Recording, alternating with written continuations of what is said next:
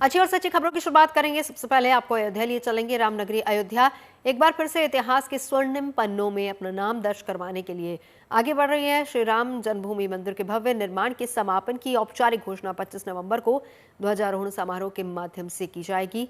प्रधानमंत्री नरेंद्र मोदी 161 फीट ऊंचे मुख्य शिखर सहित कुल 7 मंदिरों के शिखरों पर केसरिया धर्म ध्वजा फहराएंगे। पीएम के आने से पहले तमाम तैयारियों का जायजा लिया जा रहा है और देश भर के राम भक्तों का सैलाब अयोध्या में उमड़ रहा है।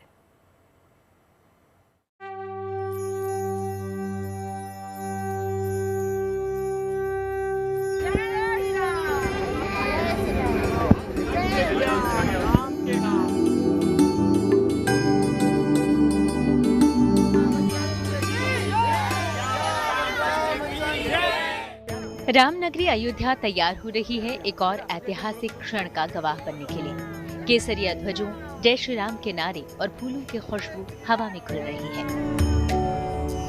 इंतजार है 25 नवंबर का, जब पीएम मोदी राम मंदिर के शिखर पर ध्वजारोहण करेंगे। ये ध्वजारोहण श्री राम जन्मभूमि मंदिर के भव्य निर्माण की संपूर्णता की औपचारिक घोषणा का प्रतीक होगा।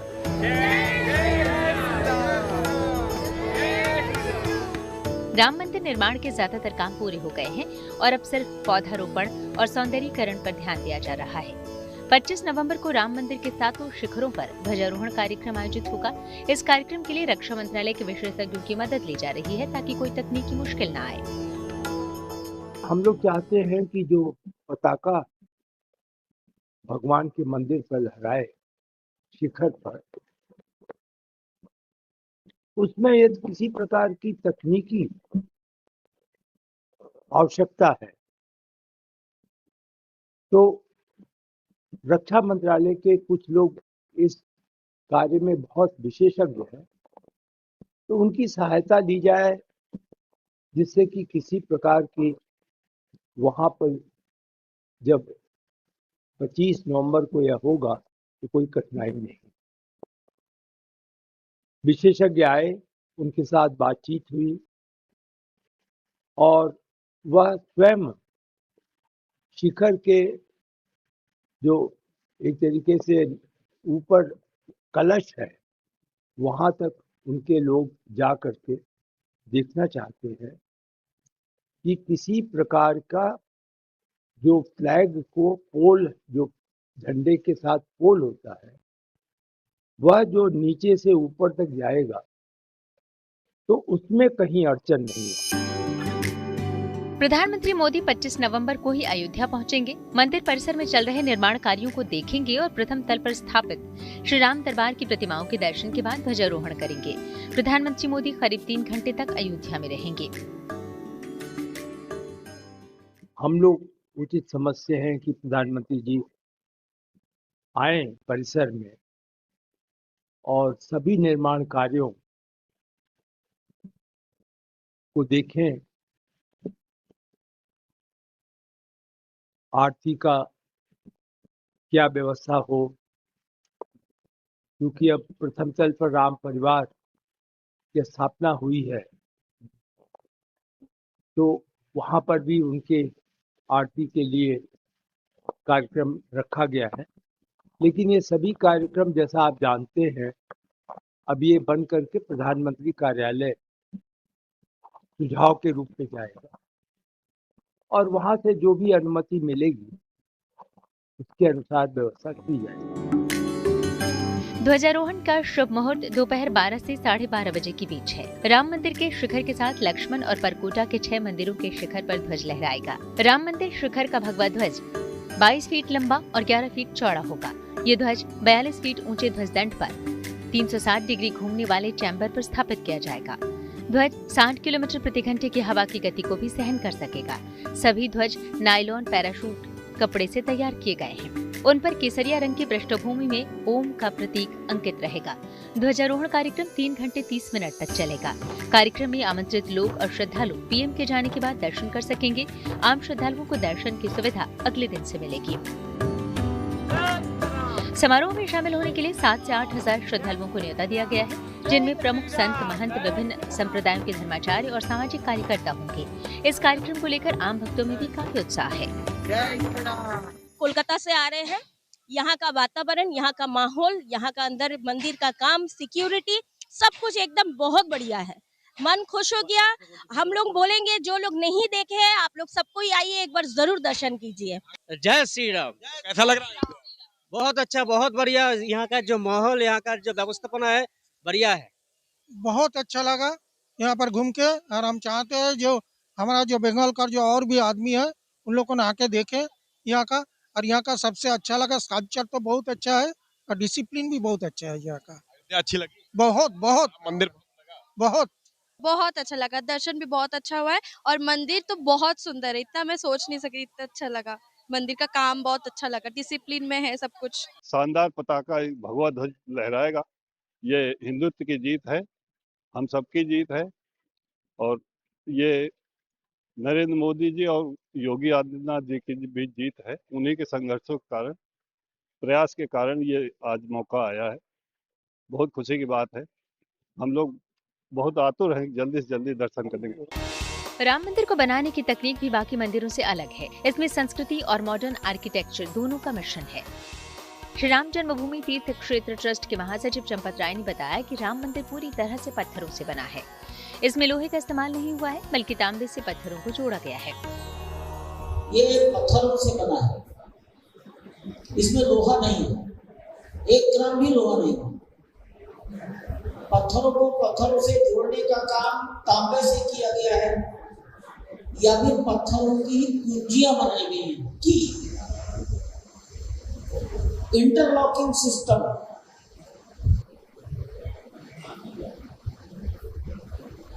मंदिर के ग्राउंड फ्लोर पर रामलला 5 साल के बालक का मूर्ति बनाई गई है। 5 वर्ष के राम, तो 5 वर्ष की आयु में राम का विवाह नहीं हुआ था, इसलिए रामलला के साथ जानकी जी नहीं है। उसके ऊपर की मंजिल फर्स्ट फ्लोर, वहां जानकी जी हैं, तो राम जी का पूरा परिवार भी है। राम मंदिर की लंबाई 350 फीट, चौड़ाई 250 फीट और ऊंचाई 161 फीट होगी। 2 तल वाले इस मंदिर को 400 विशाल खंभों पर खड़ा किया गया है। राम मंदिर परिसर में सप्त मंदिर बनाए गए हैं, जिनमें भगवान शंकर, गणेश, सूर्यदेव, भगवती, हनुमान जी और माता अन्नपूर्णा के मंदिर शामिल हैं। इसके अलावा लक्ष्मण जी का मंदिर भी परिसर में स्थापित किया गया है, जिसे शेषावतार मंदिर का नाम दिया गया है। मंदिर परिसर में महर्षि विश्वामित्र, महर्षि वाल्मीकि, महर्षि अगस्त्य और समाज को प्रेरणा देने वाले निषाद राज की मूर्तियां भी स्थापित की गई हैं। साथ ही माता शबरी और माता अहिल्या के मंदिर भी बनाए गए हैं। जटायु और गिलहरी, जो रामकाज में समर्पण के प्रतीक हैं, उन्हें भी राम मंदिर दर्शन में विशेष स्थान मिला है। यहाँ सरयू नदी के किनारे गुप्तार घाट के पास रामायण की थीम पर खास पार्क बनाया जा रहा है, जिसमें रामायण के मुख्य पात्रों की मूर्तियां लगेंगी। साथ ही पार्क में रामायण के घटनाक्रमों को जीवंत किया जा रहा है, जिसमें भगवान राम, लक्ष्मण, सीता, रावण के अलावा विभीषण, जटायु, सोने के मृग समेत कई पात्रों की प्रतिमाएं स्थापित की जा रही हैं। जैसे कि हमारा राम रावण युद्ध का है, राम जी की 12 फीट की मूर्ति हमारी, और जो है रावण की हमारी 26 फीट की मूर्ति है, हनुमान जी की हमारी 25 फीट की मूर्ति है, और हमारी लक्ष्मण जी की और राम जी की मूर्ति है 12 फीट की, हनुमान जी की हमारी 8 फीट की बैठे हुए में, और जो है भविष्ण जी की मूर्ति है, और वैद्य जी की मूर्ति है, और हमारा जो है उनका जटायु जी की मूर्ति है, और मतलब जो है इनका स्वर्ण मृग की मूर्ति है। अयोध्या नगरी में रौनक है, हर गली में दीप, हर दिल में आस्था और उत्साह है। 25 नवंबर को जब श्री राम मंदिर के शिखर पर ध्वज फहराया जाएगा, तो ये केवल एक धार्मिक अनुष्ठान नहीं होगा, बल्कि भारत की सांस्कृतिक पुनर्जागरण का भी प्रतीक होगा। मयंक शुक्ला के साथ bureau report, good news today.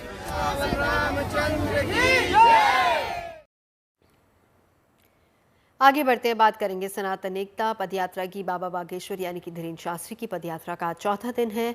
Haryana के बल्लभगढ़ से ये यात्रा आज शाम पलवल पहुंची। 10 दिन के 170 किलोमीटर की ये पदयात्रा 7 संकल्पों के साथ चल रही है, जिसमें सबसे खास संकल्प है जातिवाद के कुचक्र को तोड़ने का। बाबा बागेश्वर की सनातन एकता यात्रा सामाजिक समरसता का संदेश देने के प्रयास के तौर पर की जा रही है। हजारों की तादाद में लोग बाबा की इस एकता यात्रा से जुड़ रहे हैं, जिसमें बच्चे भी हैं, युवा भी हैं, बुजुर्ग भी हैं, यानी हर वर्ग के लोग इसमें शामिल हैं।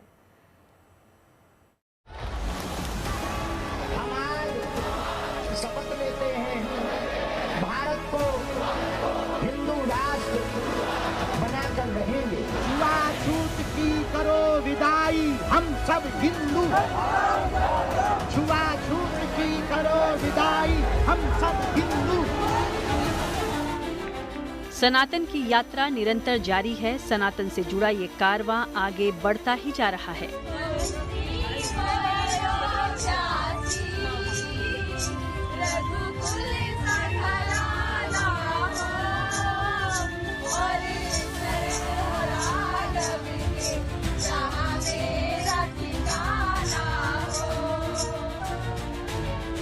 बागेश्वर धाम के बाबा धीरेन्द्र शास्त्री की इस पदयात्रा का उद्देश्य है सनातन में आस्था रखने वालों में एकजुटता बनाना। जो लोग इस यात्रा में शामिल हो रहे हैं इस बात से सहमत हैं कि जातिवाद के दुष्चक्र को तोड़ना जरूरी है।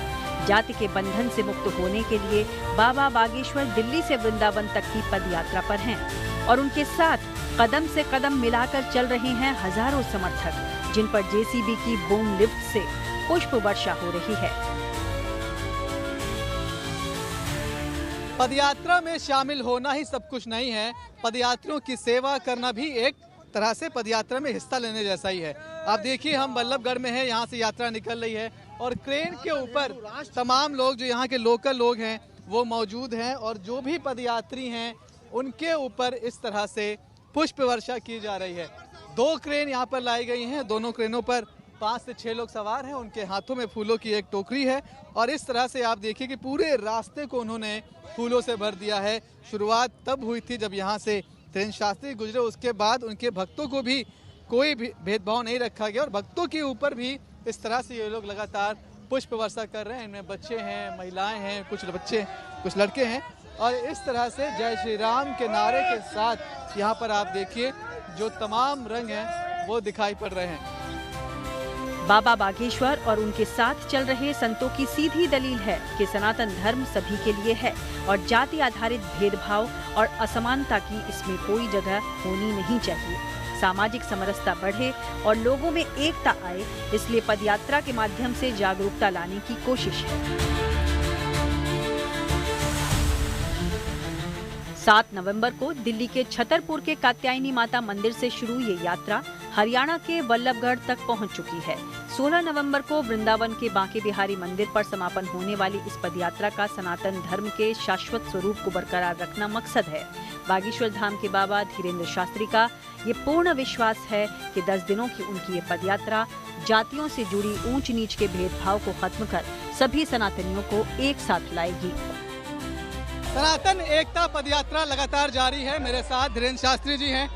बाबा जी, हम सबसे पूछ रहे हैं, फूलों की बारिश हो रही है, लगातार यात्रा में होता रहता है, हम सबसे पूछते हैं कि यात्रा में मजा आ रहा है कि नहीं यात्रियों से, आपको कैसा लग रहा है?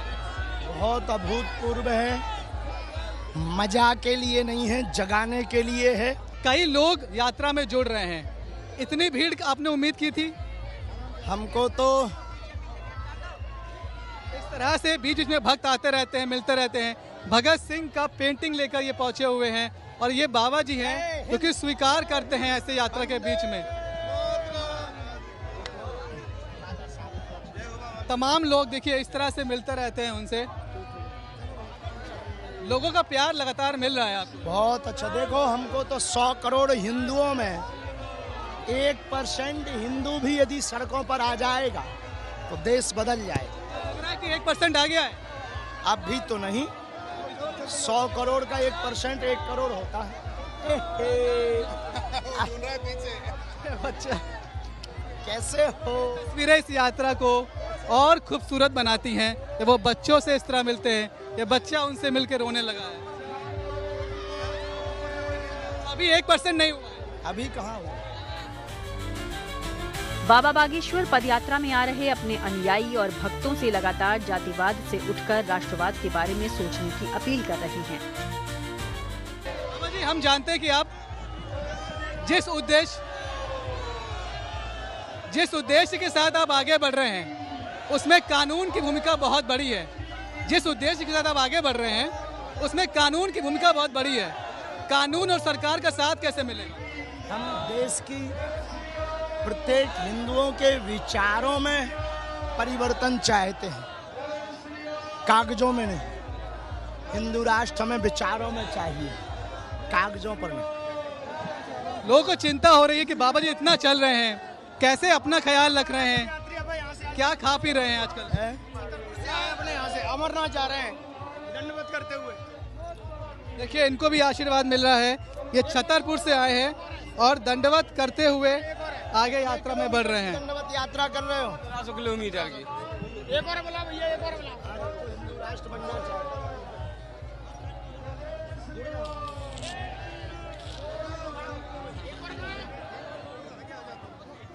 लोग मिलते हैं तो इस तरह से उनके आंखों से आंसू निकलने लगते हैं। ये गिफ्ट देते हैं आप?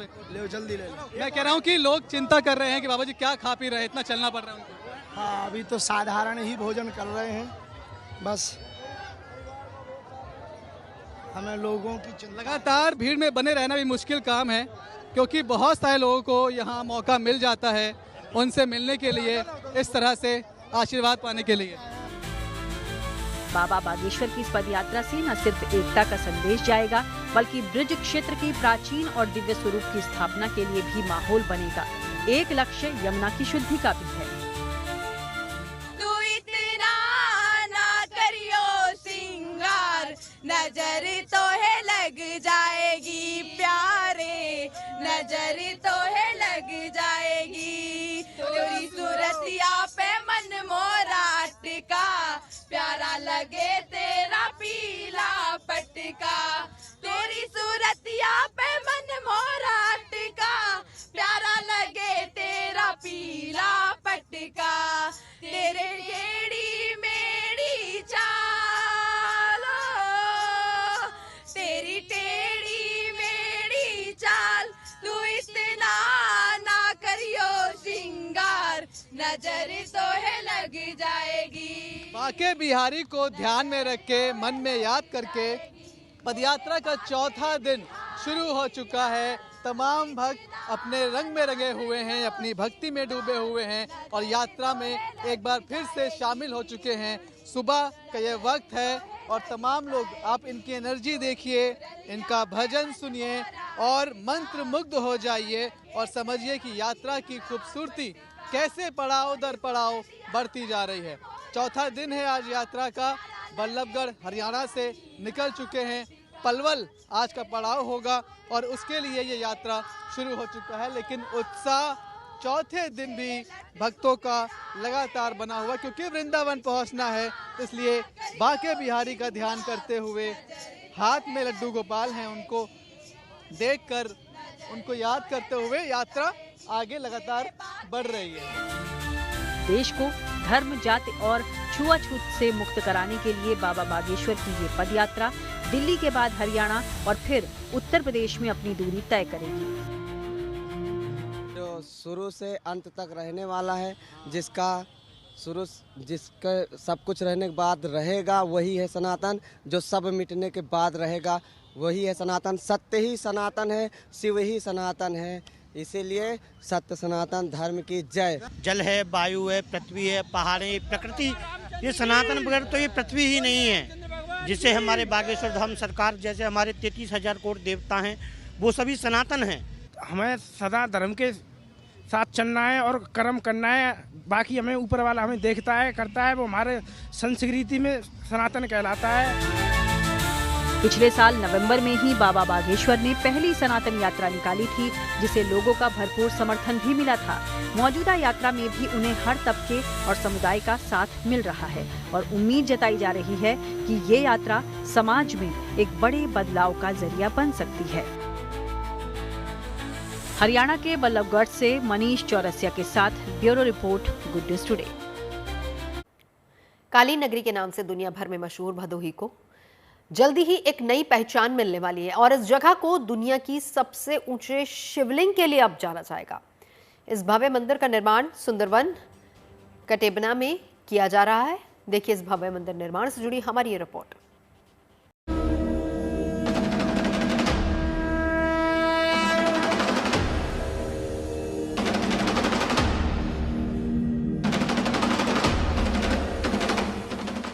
कण कणवासी अविनाशी महादेव के नाम से यूं तो कई देवस्थान ज्योतिर्मय हैं। उज्जैन के महाकाल से लेकर काशी के विश्वनाथ धाम तक उनकी महिमा से गुंजायमान है। पर अब कालीन नगरी भदोई में भी देवों के देव के भव्य शिवलिंग की स्थापना की तैयारी है। काशी और प्रयागराज की पवित्र धरा के बीच बसे भदोई में इसे भव्य स्वरूप दिया जाएगा। दावा है कि यहाँ पर तांबे से बना विश्व का सबसे ऊंचा शिवलिंग स्थापित किया जाएगा। भदोई जिले के सुंदरबन में इस भव्य शिवलिंग को स्थापित करने का काम शुरू भी हो चुका है। यहाँ पर शुद्ध तांबे से 180 फीट ऊंची और 150 फीट चौड़े शिवलिंग का निर्माण कराया जा रहा है। मंदिर का गर्भगृह भूमि की सतह से 45 फीट नीचे बनेगा, जिसमें 9 फीट ऊंचा और 9 टन वजनी शिवलिंग स्थापित किया जाएगा। इसके साथ ही 1.5 फीट ऊंचाई के 12 ज्योतिर्लिंगों को भी स्थापित किया जाएगा।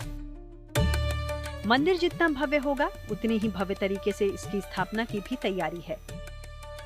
यहाँ पर गर्भगृह निर्माण का काम शुरू कर दिया गया है। लगभग अभी तक आंकड़ा लगाया गया है कि 250 से 300 करोड़ की लागत में मंदिर की मतलब कंस्ट्रक्शन दिया गया है। सिर्फ मंदिर का कंस्ट्रक्शन, बाकी डेवलपमेंट नहीं है। और 3 से 3.5 साल तक, अगर आज हम 10 दिन पहले शुरू किए काम, तो 3.5 साल तक इसको पूर्ण करने का पूर्व प्रावधान बनाया गया है। भदोई में बन रहे भव्य शिव मंदिर से जहां सनातन को मजबूती मिलेगी, वहीं कालीन नगरी में धार्मिक पर्यटन का एक नया आयाम खुलेगा, जिससे यहां के स्थानीय लोगों को फायदा होगा। भदोई से महेश कुमार जायसवाल के साथ bureau report, good news today. खबरें सच्ची होनी चाहिए, अच्छी खुद ब खुद लगती है। Navjot Randhawa signing off. आप सुनते रहिए गुड न्यूज, देखते रहिए गुड न्यूज टुडे।